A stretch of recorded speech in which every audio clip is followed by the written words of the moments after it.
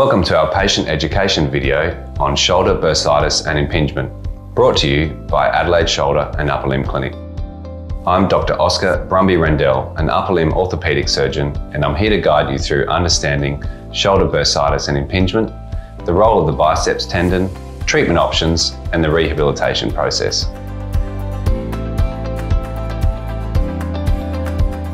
Impingement occurs when the supraspinatus tendon, or where it inserts into the humerus, contacts the undersurface of the acromion or coracoacromial ligament. As the arm is brought up away from the body, this contact can cause pain as the tendon rubs on the acromial bone. If this contact happens regularly, it can eventually cause an abrasion of the tendon that can lead to tearing. Impingement can occur for a variety of reasons and is often multifactorial. Poor posture of the scapula or shoulder blade can predispose to an impingement syndrome.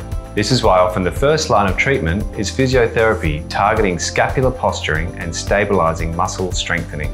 The space between the humeral head and acromion is called the subacromial space. Impingement can occur if something happens to cause a reduction in this space. This can be from a spur developing on the acromion, which reduces the space from above. An injury or partial tear to the rotator cuff can cause a supraspinatus tendon to swell, causing a reduction in this space from below. Or the tissue that rests between the tendon and acromion, the subacromial bursa, can become inflamed and non-functional. The subacromial bursa is a fluid-filled sac that lies between the tendon and bone and allows for smooth movement by providing a gliding surface. If the bursa is inflamed, then it loses its function to allow this smooth gliding and can lead to impingement and pain. The biceps tendon is next to the supraspinatus tendon and has a protective layer of shoulder capsule overlying it. If there is repeated contact, the biceps tendon can be pinched as it strikes the acromial bone, causing inflammation and eventually fraying of the biceps. If left untreated, this can eventually cause a full tear or rupture of the tendon, causing the bicep muscle to drop further down the arm, creating what we call the Popeye sign.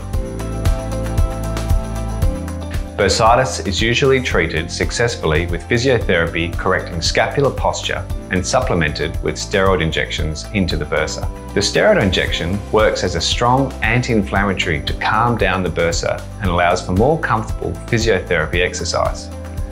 Sometimes the steroid injection gives excellent relief that wears off after a few months.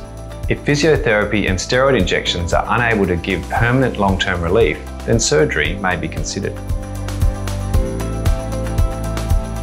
Keyhole surgery is performed starting with an assessment inside the shoulder joint, assessing for any other pathology like early arthritis, biceps tendon inflammation, or rotator cuff tears.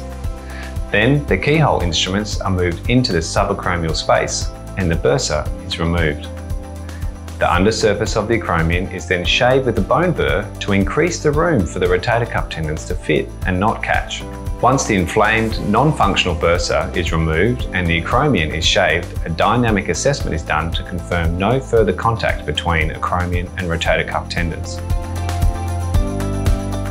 If the biceps tendon has features of inflammation, termed tenosynovitis, or tearing, then a biceps tendon tenodesis will be performed. This involves releasing the biceps tendon from within the shoulder joint with keyhole instruments. A small incision is then made near the armpit on the upper arm, and the biceps tendon is reinserted into the humeral bone away from zones of potential impingement. This is a typical example of the scar from the small procedure to reinsert the tendon. The post-operative recovery from keyhole subacromial decompression and acromioplasty is typically rapid, with symptoms improving by 6 weeks after surgery. If a biceps tendon tenodesis has been performed, then a sling will be recommended for 6 weeks to not put stretch strain on the healing biceps tendon. Otherwise, full movement is encouraged of the shoulder.